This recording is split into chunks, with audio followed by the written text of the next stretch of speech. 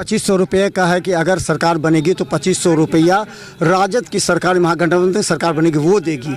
इस योजना को समझाया जा रहा है लोगों को, उसके बाद फॉर्म भराया जा रहा है। इस बात फॉर्म भराया नहीं जा रहा है, फिर हम आपको दोहरा रहे हैं, कोई फॉर्म नहीं भरवा रहा है हमारा कार्यकर्ता।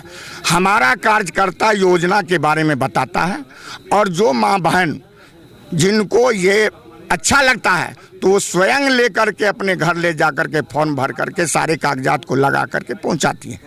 ये स्व घोषणा पत्र है, ये कोई हम लोगों के द्वारा भरवाने का काम नहीं किया जा रहा। 118 जो ठगी का बताया जा रहा है, वहाँ पर क्या लगता है ये ठगी का मामला, यहाँ भी आरोप लगा है कि ठगी काम से पैसा लिया गया है। जो भी ये धारा लगावे वो धारा इस पर लागू नहीं होता।